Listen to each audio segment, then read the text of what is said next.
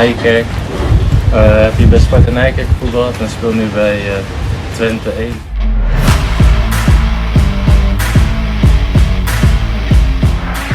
Dianggap tolak bela timnas Indonesia, Misilkers bantah pernyataan Iwan Bule. Diketahui Misilkers sempat diisukan akan bergabung dengan timnas Indonesia sebagai pemain naturalisasi. Tetapi hal ini urung terjadi padahal dirinya merupakan salah satu pemain yang diminta oleh Sintayong.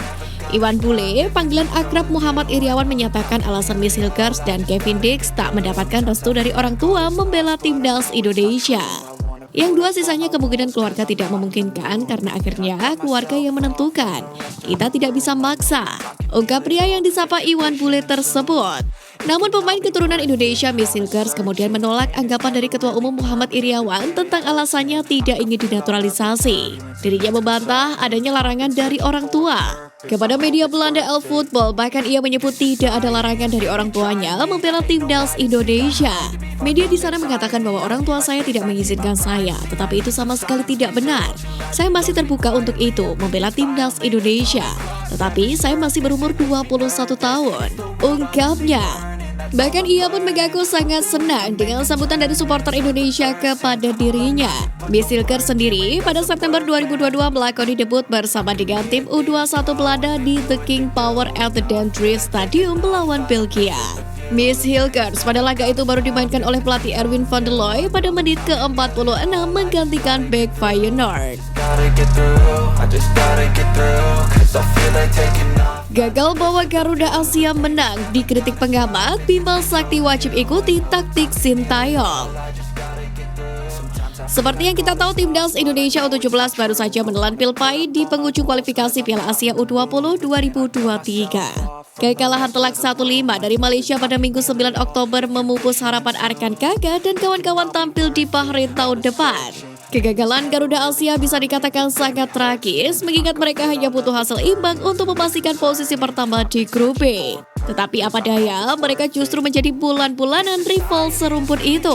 Kelelahan dianggap menjadi biang kerok buruknya permainan Indonesia pada pertandingan yang berlangsung di Stadion Pakansari Bogor pada Minggu 9 Oktober, di mana mereka habis bensin setelah menyapu bersih 3 laga sebelumnya. Jika mengikuti timnas Indonesia Ran Sintayong, ada sebuah kebiasaan yang nyaris selalu dilakukannya dalam pertandingan kedua, di mana ia tidak segan merotasi pemain pilarnya demi menjaga kebugaran di pertandingan yang lebih krusial. Langkah ini terbilang beresiko, tetapi sejauh ini mampu menaikkan martabat merah putih di pentas internasional. Timnas Indonesia Senior dan Timnas Indonesia U20 berhasil dibawanya ke Piala Asia setelah sekian tahun. Selain itu, berbeda dengan Sintayong yang tak kesulitan mendapatkan pemain terbaik untuk skuadnya, Bima Sakti menghadapi tantangan yang lebih rumit. Walaupun kompetisi kelompok umur musim lalu tetap berjalan, sepertinya banyak hal yang membuatnya ragu. Hal inilah yang mungkin membuatnya tidak mengubah hampir seluruh skuad terbaiknya sepanjang pertandingan 4 yang melelahkan. Dalam hal ini, pengamat pun mengkritisi minimnya ide permainan Bima Sakti. Menurut pengamat sepak bola tanah air Kusnaini, pelatih Bima Sakti tidak mempersiapkan strategi cadangan. Bungkus panggilan karibnya menyebut kalau Bima Sakti tidak memiliki strategi cadangan untuk mengantisipasi gol cepat timnas Malaysia U17 tersebut, sehingga membuat Arkan Kakak dan kolega tak siap menghadapi situasi itu.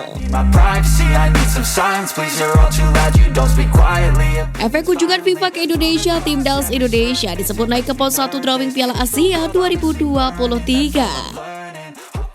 Kunjungan FIFA dan juga AFC ke Indonesia menyita perhatian lebih dari negara rival timnas Indonesia.